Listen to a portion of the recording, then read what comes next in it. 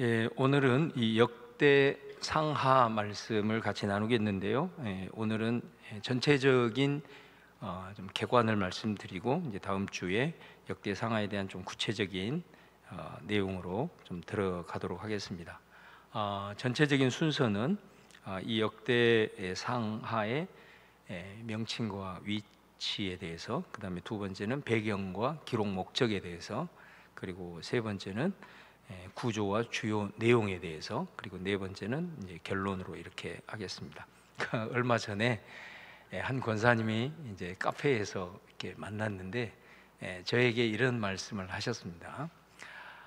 목사님, 수요일 날 이렇게 말씀 이렇게 들은 것이 신학교에서 이렇게 배울 내용들을 돈 안 주고 이렇게 배울 수 있어서 좋습니다. 그렇게 얘기를 해요. 그래서 순간적으로 두 가지의 감정이 교차가 됐습니다.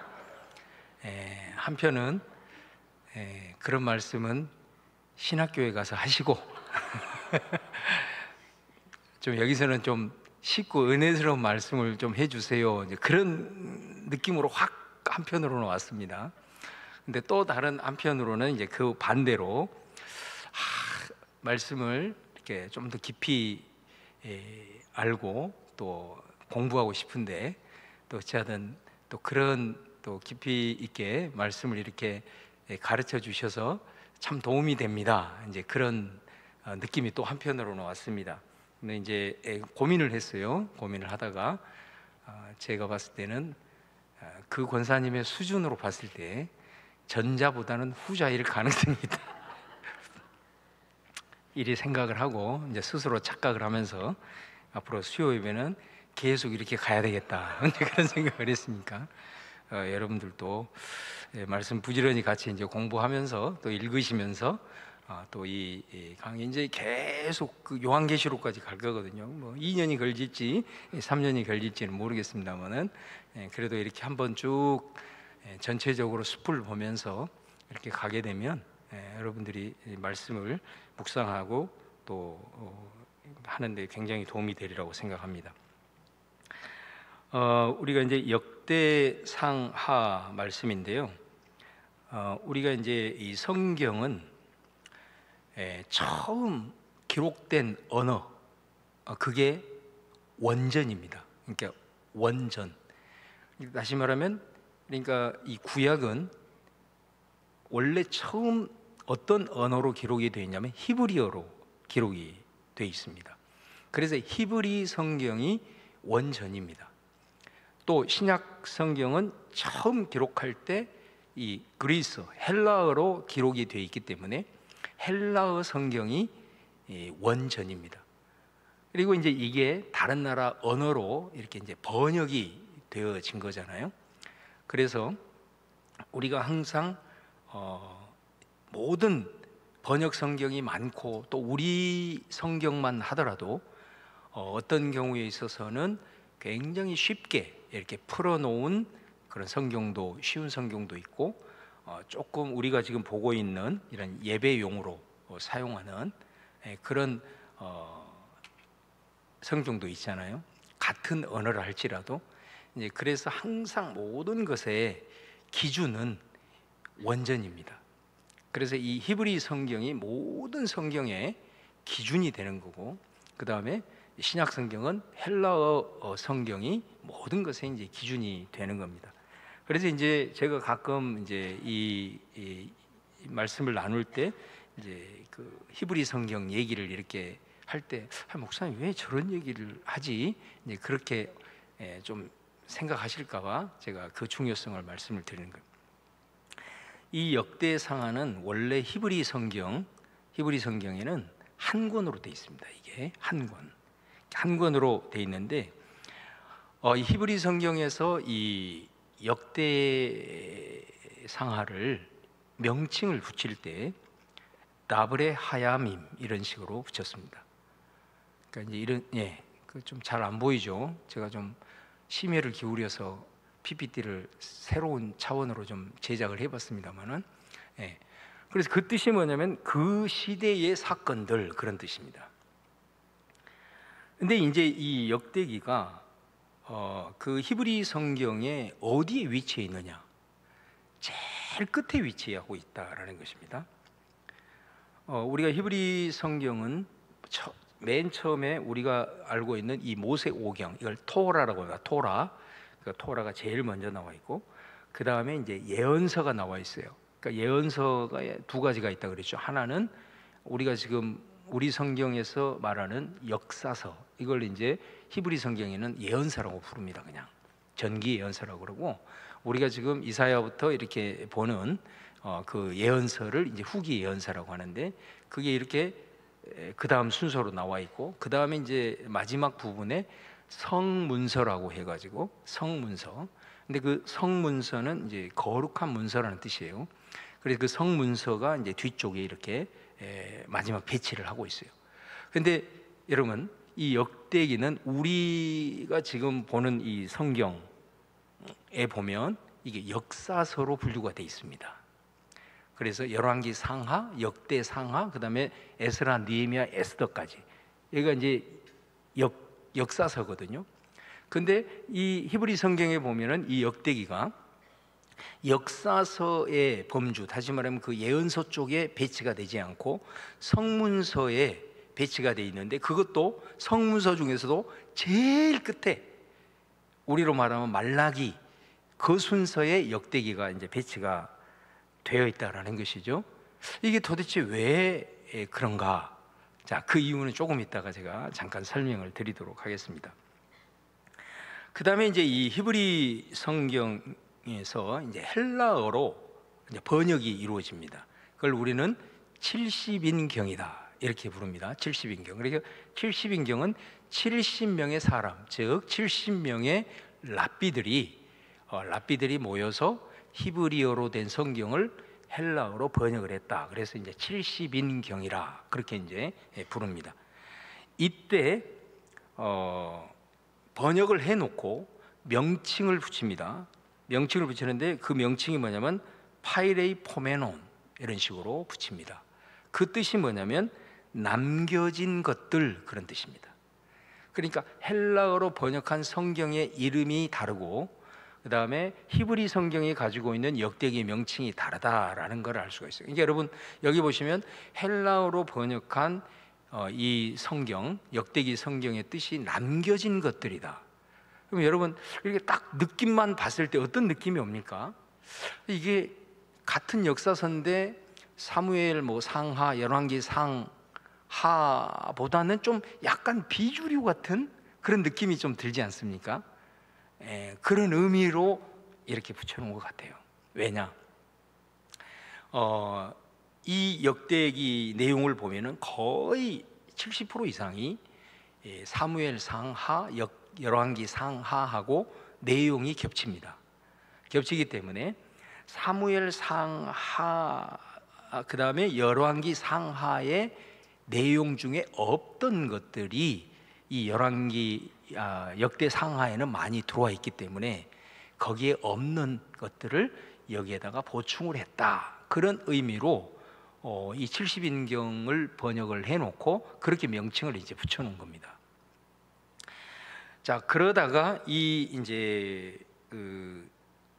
히브리 성경을 이제 그 다음에 라틴어로 번역을 합니다. 왜냐하면 그 사회가 이제 로마가 통치하고 있는 시대였잖아요. 그래서 이제 라틴어로 번역을 하는데, 그 라틴어 성경을 불가타역 이렇게 부릅니다. 영어 표현으로는 벌게이트 이렇게 부르죠.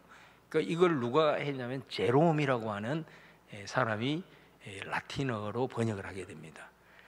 제롬이 어디에 있냐면은, 여러분들이 이제 나중에 성지순례를 가보시면 그 베들레헴에 예수님 탄생 기념 교회가 있어요.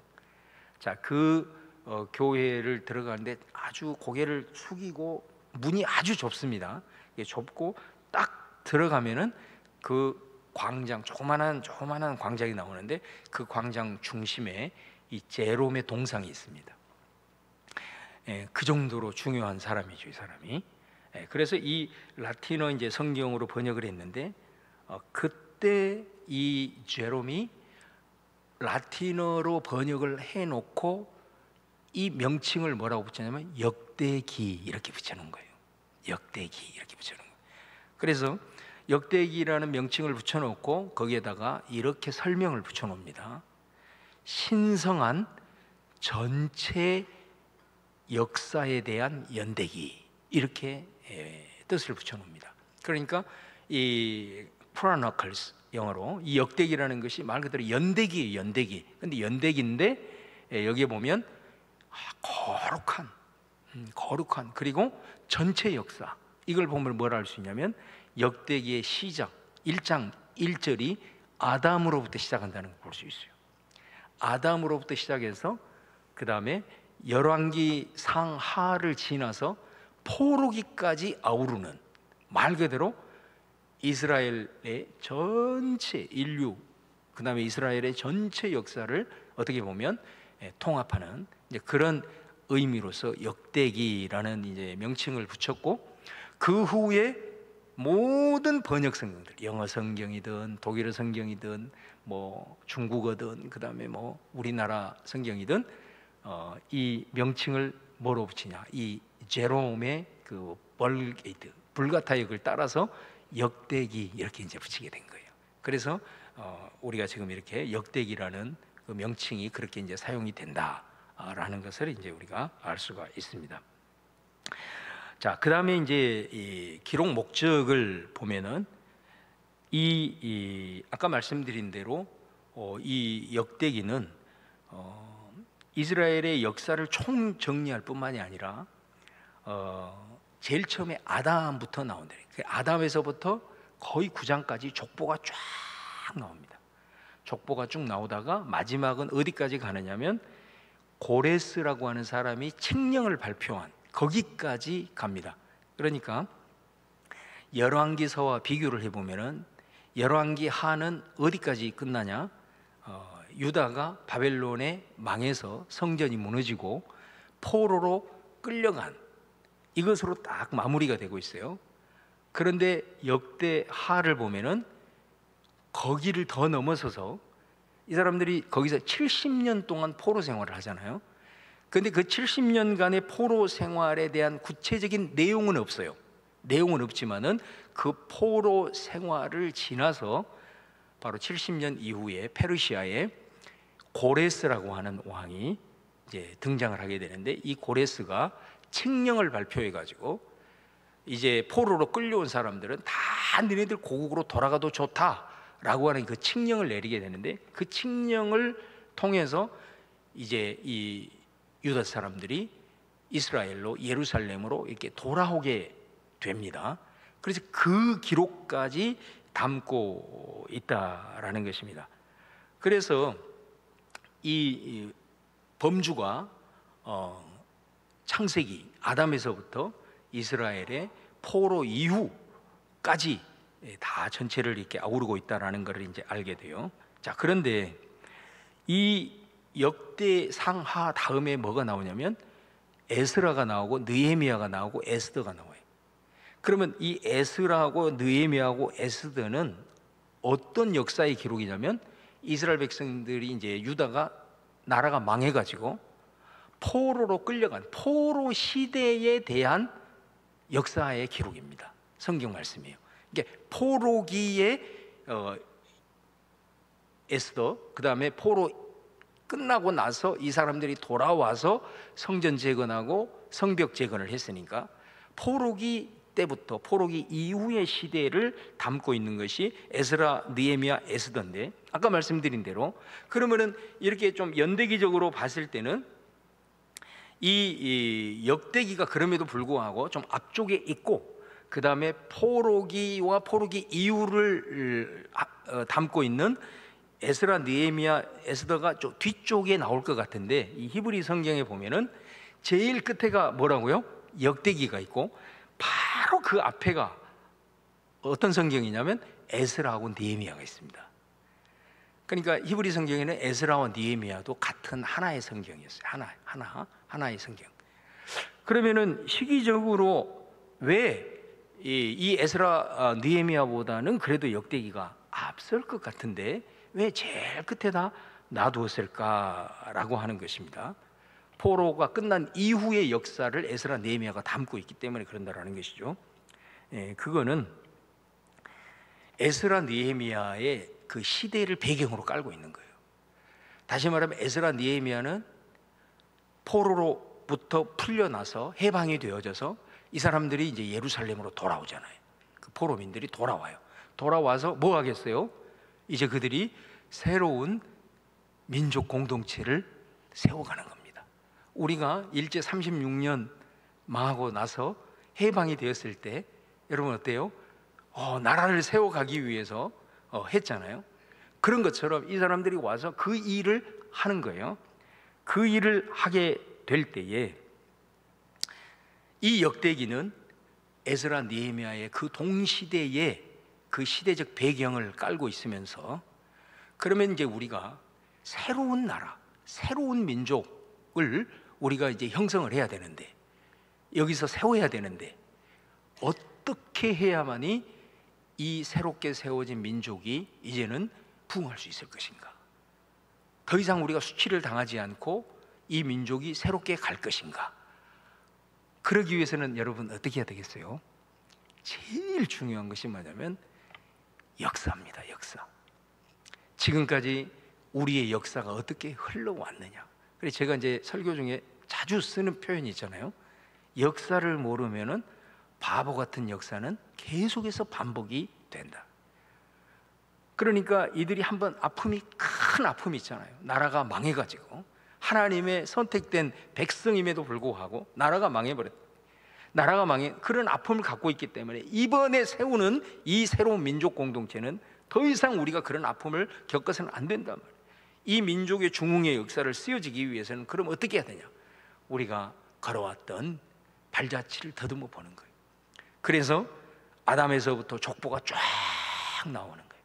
족보가 나오고 그 다음에 계속해서 그 역사를 여기까지 이렇게 쭉 얻으면서 바로 이 역대기는 에스라와 느헤미야 포로 이후에 새로운 민족 공동체를 세워가는 그 배경 속에서 이 역대기는 그러면 우리 민족이 어떻게 이제 새로운 민족으로 발돋움해야 될 것인가라고 하는 것을 일종의 이 역사의 정리를 통해서 방향성을 제시를 해주고 있다.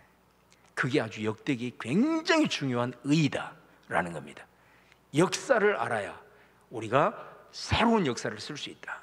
그래서 이 역사를 통틀어서 쫙 언급하면서 이 역사를 통해서 우리가 어떤 교훈을 받고 온고지신의 교훈을 통해서 이제 우리 앞으로의 민족은 이런 방향성으로 가야 된다라고 하는 것을 제시를 해주기 때문에 어떻게 보면 이 역대기가 성경의 맨 마지막에 되어 있는 것을 이제 볼 수가 있어요. 그래서 앞으로 이 써져가는 이 민족의 이제 방향성을 제시를 해주고 있다라는 걸 이제 볼 수가 있고요.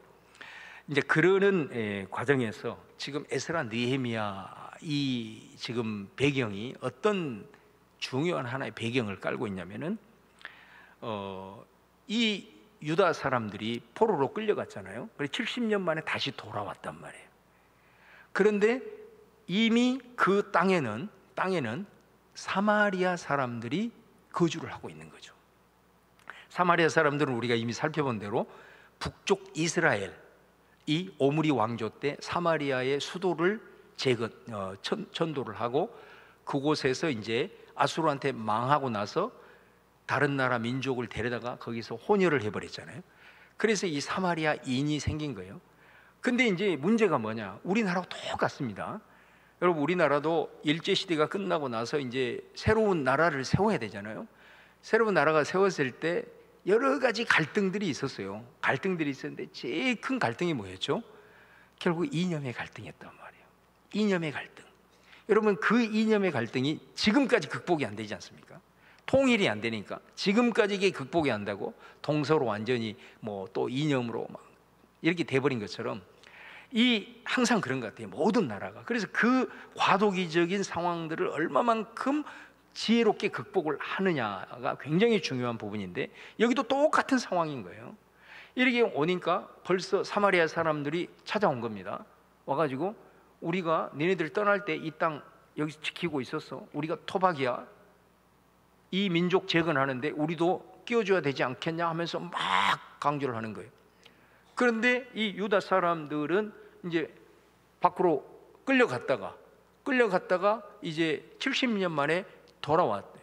돌아와서 딱 보니까 이 사마리아 사람들은 더 이상 유대인의 정통 혈통도 아니에요. 이제는 완전히 혼혈 인종이 되어버린, 피가 다 섞여버린 이런 상황들이 되어 있고, 그 다음에 그들이 보고 있는 성경이라고 보고 있는 것들이 지금 유대인들이 보고 있는 이 성경과는 너무나도 다른 거예요. 그래서 우리는 너희들과 함께할 수 없다. 그러니까 이 시기에 가장 큰 갈등은 뭐냐면 유대인들과 사마리아인들 사이에 이 민족의 새로운 공동체를 세워나가기 위한 갈등이 이 시기에 가장 큰 첨예한 갈등의 상황이었다라는 것입니다. 자, 그런 상황에서 여러분 그런 관점을 가지고 역대기를 한번 읽어보십시오. 그럼 역대기는 어떤 방향성을 제시를 하고 있느냐? 결국은 유대인들 중심, 사마리아를 배제한 예루살렘 중심의 공동체로 나가야만이 이 민족이 희망이 있다라고 하는 유대 중심, 예루살렘 중심의 굉장히 중요한 메시지를 역대기에는 던지고 있습니다. 그래서 우리가 그 열왕기 상하를 보면은 솔로몬이 죽고 나서 나라가 쪼개지잖아요. 두 개로. 남쪽과 북쪽이 쪼개지죠. 그래요, 안 그래요? 예, 이게 반응이 좀 와야 이제 이해를 좀 하고 있구나. 나라가 쪼개지잖아요. 쪼개지는데 그 기록을 보면 어떻습니까? 쪼개진 다음에도 남쪽 유다 왕이 등장했다가 그 다음에 북쪽 유다 왕이 등장했다가 지그재그로 역사가 계속해서 열왕기 상하에는 펼쳐지거든요. 근데 여러분 역대기를 한번 읽어보십시오. 역대 상하를 읽어보면 북쪽 왕은 하나도 안 나타납니다. 이 역대기는 철저하게 역사를 정리를 하는데 북쪽 왕의 이스라엘의 역사를 완전히 배제하고 이 역대기에 보면은 남쪽 유다 왕들만 쫙 언급이 되고 있는 것을 보면 다른 걸 떠나서 그거 한 가지만으로도 역대기는 앞으로 우리 민족이 나아갈 때에 뭐가 중요하냐라고 하는 것을 보는 거예요. 그럼 왜 유대 중심이냐라는 거죠. 그것은 결국은 이제 다윗과 연관이 될 수밖에 없다라는 것입니다. 자, 그래서 이런 이제 배경을 깔고 있는데, 그래서 이제 역대기가 제일 마지막에 위치해 있고 에스라와 느헤미야의 이 관계 속에서 이런 의의를 가지고 있다라는 걸 좀 말씀을 드리고, 그 다음에 이제 구체적인 좀 배경으로 들어가면 방금 제가 말씀드린 그 내용을 따라서 철저하게 예루살렘 공동체, 예루살렘 중심으로 유다 중심으로 결국은 간다라는 것을 이제 말씀을 하는 거죠. 사실은 이 사람들도 유다 사람들도 바벨론에서 70년간 이제 몇 대를 지나고 포로기에서 풀려나서 돌아왔어요. 돌아오다 사실은 자신들이 자기의 정체성에 대한 혼란을 느끼는 겁니다. 과연 우리가 70년 동안 역사가 끊어졌는데 우리는 과연 도대체 누구냐? 이런 어떤 정체성에 대한 혼란을 겪고 있는 거예요. 그랬을 때에 바로 이 역대기가 제시하는 메시지가 뭐냐? 아담부터 쫙 이어오는 이 족보를 통해서 우리는 절대 끊어지지 않았다. 그런 메시지를 던지는 거예요. 우리는 아담으로부터 아브라함에 이어서 쫙 이어오는 이 역사 속에서 비록 다윗 후손의 왕이 포로기 때는 끊어졌지만 그 다윗의 후손들이 여전히 계속해서 이어오고 있고, 우리는 바로 포로기 동안 정말 끊어져 있는 것 같지만 이 족보를 통해서 우리는 절대 끊어지지 않았구나 라는 것을 그들이 이 역대기의 이 족보를 통해서 그들은 다시 한번 찾게 되면서, 그래, 우리가 다윗의 후손으로서, 아브라함의 후손으로서 우리가 바로 하나님의 선민이다라고 하는 정체성을 이제 갖게 된다라는 것입니다. 그래서 여러분, 이 사람들이 어찌하든 중요하게 생각했던 그래서 이제 이 역대기를 읽어보면은 철저하게 그 이스라엘의 12지파에 대한 계보가 쭉 나오거든요. 계보가 쭉 나오는데 제일 먼저 나오는 계보가 누가 나오냐? 유다 지파가 제일 먼저 나옵니다. 원래 보면 그 루벤부터 나와야 되잖아요. 그런데 유다가 제일 먼저 나오고, 그 다음에 유다가 거의 대부분의 계보를 족보에서 다 차지합니다. 그 다음에 두 번째로 많은 분량을 차지하는 족보가 레위 지파입니다. 레위 지파. 레위 지파가 왜 이렇게 분량이 많겠어요? 그것만 보더라도 우리는 딱 알 수 있죠. 이 사람들이 지금 새로운 민족의 중흥의 역사를 위해서 어디에 지금 강조점을 두고 있는가, 어디에 지금 방점을 찍고 있는가라는 걸 알 수 있습니다. 바로 그것은 성전이라는 것입니다. 성전. 그래서 이 레위 지파의 계보들이 쫙 많이 이제 등장하고 있는 걸 통해서 우리가 이제 알 수가 있습니다. 그래서 이 성전, 이걸 이제 연결을 해보면 이게 쭉 이렇게 이어오다가 이제 다윗이 왕으로 등극한 다음에 다윗, 그 다음에 솔로몬, 그리고 이렇게 쭉 이어지잖아요. 그런데 이 역대 상하가 총 65장이에요. 65장의 분량인데 그 중에서 다윗과 솔로몬이 차지하는 비중이 거의 39장에 걸쳐 있습니다. 그러니까 65장 중에서 아담부터 이어오는 이 어마어마한 역사 속에서 다윗과 솔로몬이 차지하는 이 역대기 역사서의 분량이 거의 60%, 70%를 거의 차지하고 있다는 거예요. 60% 정도를 차지하고 있다는 거예요. 그러니까 이게 좀 역사적인 객관성을 좀 약간 잃어버린 듯한 느낌을 우리가 받을 수 있어요. 왜 이 두 왕이 이렇게 많은 분량을 차지할까? 우리가 그거를 딱 읽어보면 알 수가 있어요. 그거는 결국은 이 다윗과 솔로몬의 기록을 한번 세심하게 여러분 읽어보시면 이 두 사람이 했던 것, 바로 성전 건축입니다. 그래서 다윗은 철저하게 성전 건축을 준비하는 자로, 그리고 다윗은 성전의 제도, 레위 지파들을 조직화하고 그 역할을 분담을 하고 반차를 세우고 이렇게 해가지고 그런 제도를 세우고 성전을 건축할 수 있는 재료와 모든 것들을 다 준비를 하는, 이것이 거의 대부분의 다윗의 일대기 중에서 거의 대부분을 또 이것이 차지하고 있습니다. 여러분, 다윗이 무려 역대상에 보면은 1장에서부터 9장까지가 족보고 9장에서부터 마지막 29장까지가 다윗 한 사람의 기록이에요. 근데 그 중에 대부분이 뭐냐? 성전 건축을 준비하는 모습으로 분량이 이루어지고 있고, 그 다음에 솔로몬도 마찬가지입니다. 솔로몬도 무려 1장에서부터 9장까지 솔로몬 한 사람의 기록인데, 그 1장에서부터 9장까지 중에서 2장부터 7장까지가 솔로몬이 성전 건축하고 성전 완공했다라고 하는 이 내용이 대부분을 차지하고 있다라는 것입니다. 여러분, 자, 이걸 통해서 우리는 뭘 알 수 있어요? 우리가 포로로부터 끌려와서 이제 이 민족이 수치를 당하지 않고 하나님의 백성으로서 민족의 새 역사를 쓰고 새로운 부흥의 역사를 이루어가기 위해서 이 사람들이 첫 번째로 가졌던 유대 중심, 예루살렘 중심, 결국은 유대 중심은 결국은 다윗이 중점이라는 거예요. 다윗을 중심으로 갈 수밖에 없었던 것 중에 하나의 방향성은 뭐냐? 다윗 언약입니다. 다윗 언약. 다윗 언약의 핵심이 뭐예요? 아무리 너희들이 잘못해도 절대로 나는 너희를 버리지 않는다. 너희들이 비록 바벨론의 심판을 당해서 나라가 망할 것 같지만 망하지 않는다. 그것은 너희들이 다시 정결케 되어지는 과정이다. 연단이 되어지는 과정이다. 그러면서 이 다윗 언약은 어찌하든 내가 너희들과 맺은 이 언약을 통해서 영원한, 절대로 너희들을 아무리 내가 훈계하고 채찍질을 해도 너희들을 버리지 않겠다라고 하는 이 다윗과 하나님과 맺은 이 다윗 언약이 이 역대기에 굉장히 중요한 하나의 흐름을 형성을 하고 있다라는 걸, 그래서 유다 중심, 그 다음에 다윗 중심으로 가고 있다라는 걸 볼 수 있고요.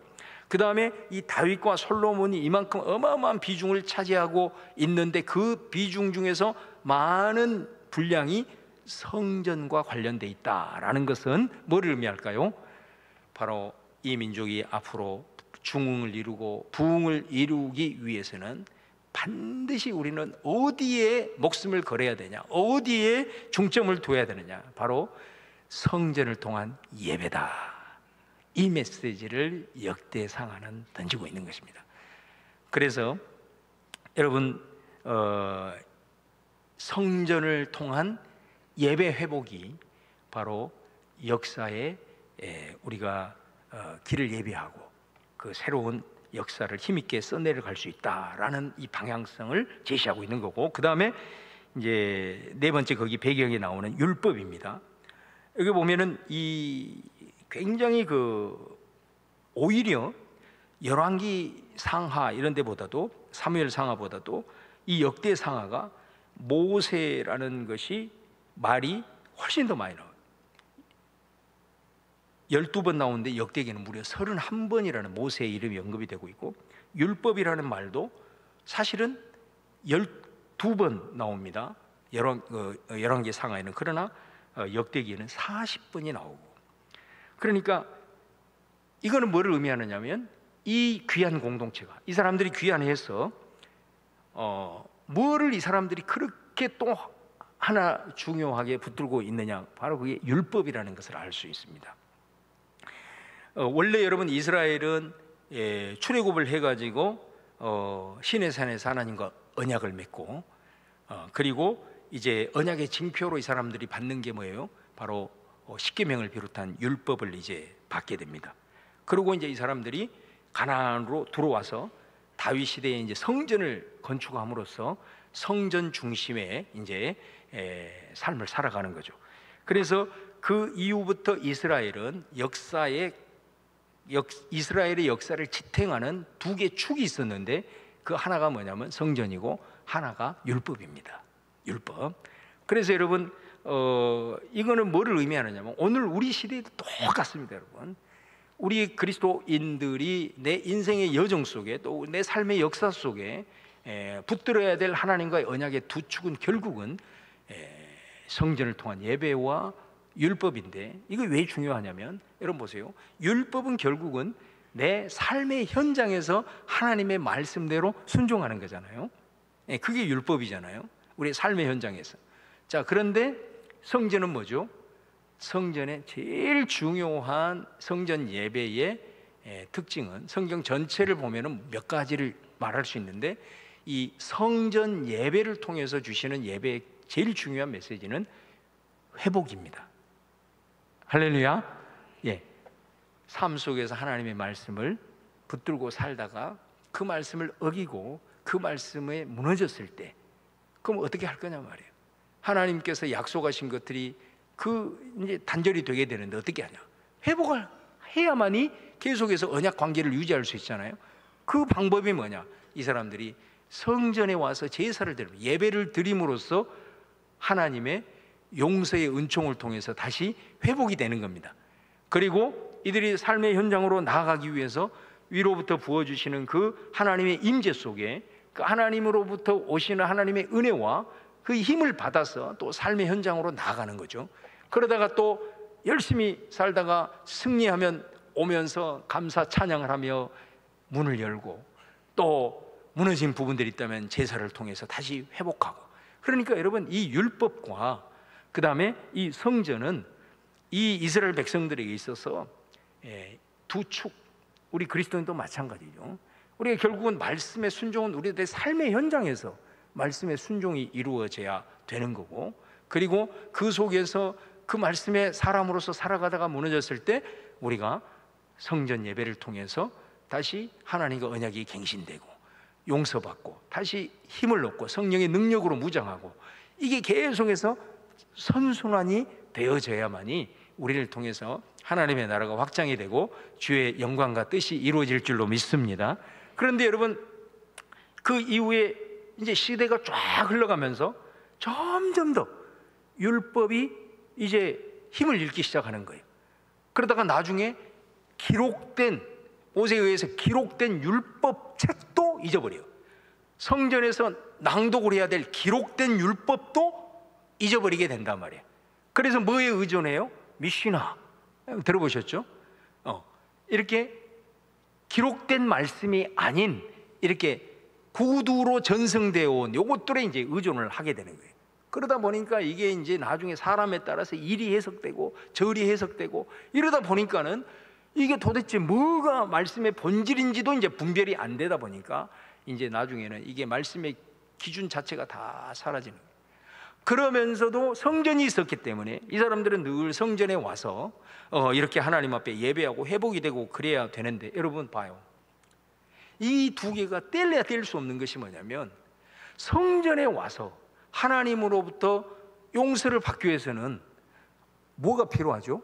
내가 무엇을 잘못을 했는지를 알아야 된단 말이에요. 그래 안 그래요? 아니 대답 좀 해봐요. 아니 내가 주님 앞에 나와서 용서를 받으려면 내가 뭐를 잘못을 했는지를 알아야 되잖아. 그거 어떻게 알아요? 말씀이에요.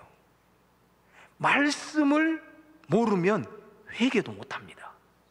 말씀이 생각나고 말씀이 비추어져야, 내가 그 말씀 앞에 내 자신을 비추어 보니까 이 부분에서 이렇게 무너졌구나, 이렇게 알아야 주님 앞에 가서 내가 용서를 구하고, 그래 용서를 구할 때 하나님께서 또 용서해 주시고 또 자비로 은혜를 주시고 이렇게 이제 가야 되는데, 말씀을 완전히 떠나버리니까 나중에는 회개할 것도 생각이 안 나고 뭘 잘못했는지도 모르는 거예요. 그러다 보니까 회개를 안 하면 어떻게 되죠? 점점 더 마음이 강팍해지는 거예요. 하나님 앞에 늘 겸비함으로. 회개도 한두 번이지 억지로 한다고 할 수 있습니까? 안 되거든요. 그 회개도 나중에는 전부 다 가식적이 돼버릴 수가 있어요. 진정한 회개는 말씀을 매일 양식처럼 먹는, 우리 식으로 얘기하면 좀 큐티 생활을 꾸준하게 해야만이 말씀을 통해서 내 자신이 비추어 보고 내가 뭐를 잘못했는지, 그렇게 해야만이 내 영이 무너지더라도 내 영은 늘 하나님 앞에 겸비함으로 엎드려 은혜의 감격이 식지 않고 계속해서 나아갈 줄로 믿습니다. 그러니까 이 말씀을 잃어버리니까 성전에 와도 이제 회개도 이제 뭐 제사를 드려도 이게 다 가식적이 돼버린 거예요. 그러다 보니까 이제 이거는 뭐 성전 제사도 더 이상 의미가 없는 상태가 돼버린 것이다 이 말이에요. 그런 상황에서 이제 성전이 무너지고 나라가 망하게 되는, 더 이상 이제 회복이 안 되잖아요. 말씀을 잃어버리니 성전 제사도 형식적이 되고 의미가 없어지고 이렇게 되어버리니 더 이상 거기에서 하나님의 백성으로서 무슨 정체성이 드러났냐? 결국은 그래서 나라가 이제 망하게 되는 거예요. 그래서 이 사람들이 이제 포로로 끌려가잖아요.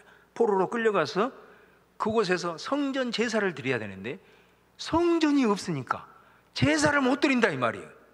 그래서 여러분 거기에서 이 사람들이 하는 일 중에 하나가 뭡니까? 성전에서 성전이 없으니까 성전 예배를 못 드리니까 성전을 향하여 하루에 3번씩 기도하는 것이 거기서부터 나온 거예요. 우리가 성전 제사를 못 드리니까, 예배를 못 드리니까 예루살렘 성전을 향하여서라도 우리가 기도하자. 그래서 성전을 바라보고 유대인들이 3번을 하루에 3번 정해진 시간에서 기도하여서, 그렇게 해서 그 전통이 지금까지 이어오고 있는 걸 보게 됩니다. 그 다음에 또 하나는, 우리가 결국은 이제 이런 엄청난 아픔을 당하고 고통을 당하고 나니까 이제 과거를 반추할 수 있는 하프타임이 생긴 거예요. 하프타임. 그래서 왜 그럼 우리가 이렇게 됐느냐, 이렇게 돌아보니까 그들이 이제 답을 찾는 거예요. 결국은 말씀을 우리가 떠나 있었다, 율법을 우리가 저버렸다, 이거를 깨닫게 된 거예요. 그래서 그 사람들이 그 포로 생활 속에서 만들어낸 것이 회당을 만드는 거예요. 회당을 만들어서 율법책을 낭독하고 율법책에 또 곡조를 붙여서 찬양하고 기도하고 강론, 서로 말씀을 가지고 토론하고, 이런 일들이 회당을 통해서 일어난 거예요. 그래서 여러분, 말씀이 이만큼 중요하구나. 회당을 통해서 그것을 깊이 간직하고, 그리고 이 사람들이 이제 다시 돌아왔어요. 돌아와서 그래, 우리가 이 역사를 쭉 반추하면서 결국은 우리가 새로운 민족, 새로운 공동체로 써 내려가기 위해서 결국은 우리가 다른 것이 아니다. 뭐 많은 것들이 있지만 결국은 본질을 붙잡아야 되는데 그 두 본질은 뭐냐? 첫 번째 하나는 다윗과의 언약, 예수 그리스도의 십자가의 언약을 통해서 영원히 나를 버리지 아니하시고 포기하지 아니하시고 주님 오시는 그날까지 인도에 가시는 그 하나님의 인도하심, 그 영원한 언약 아니에요? 그 기반 위에 하나님의 말씀과 그리고 성전을 통한 예배인 줄로 믿습니다. 그래서 여러분, 이 두 가지를 이 사람들은 이 민족의 중흥의 역사를 위해서 역대기는 새롭게 시작되는 이 민족 공동체의 큰 방향을 제시하고 있는 것을 보게 됩니다. 그러니까 오늘 우리가 이 역대기를 이렇게 읽어가면서 이건 뭐 다윗 얘기밖에 없네, 뭐 성전 얘기밖에 없고 이렇게 그냥 읽어버리면 의미가 안 되겠지만, 여러분 오늘 들은 말씀을 쫙 듣고 한번 이 역대기를 통해서 우리가 가져야 될 것은 관점이거든요. 관점. 역대기를 통해서 한 구절 한 구절 말씀을 통해서 우리에게 주시는 굉장히 깊이 있는 또 하나님의 음성이 있지만, 지금 우리가 하고 있는 것은 전체 숲을 보는 거잖아요. 그런 관점에서 역대기는 유대 중심, 예루살렘 중심, 그거는 다윗과의 언약을 붙들구나. 그 다음에 두 번째는 성전 예배구나. 세 번째는 율법이구나. 이 세 가지를 통해서 이 사람들이 큰 흐름으로 잡고 앞으로 이제 전진하려고 하는 그런 방향성을 제시하고 있다라는 것이고, 바로 그것도 오늘 여전히 우리들의 그리스도인으로서 삶을 살아가고 역사를 써내려가는 과정에서 역대기가 우리에게 주시는, 그리스도인들이 가져야 될 역사 의식이 뭔가, 어떤 관점을 가지고 우리가 살아가야 될 것인가, 어떤 본질을 우리가 붙들고 살아가야 될 것인가라는 것을 제시를 하고 있는 거예요. 오늘 주신 말씀 전체적인 큰 그림을 그렸지만은 이 세 가지를 다시 한번 꼭 기억하면서 여러분 가운데 여러분의 삶에 아픔과 또 여러 가지 힘든 과정들도 있었지만은 다시 한번 내가 주님 새롭게 서기를 원합니다, 새롭게 내가 나가기를 원합니다 라고 했을 때 오늘 역대기를 통해 주시는 말씀을 좀 잘 부여잡고 나아가 늘 승리를 선포하면서 하나님께 영광을 올려드리는 우리 성도님들 되시기를 주님의 이름으로 축원을 드립니다.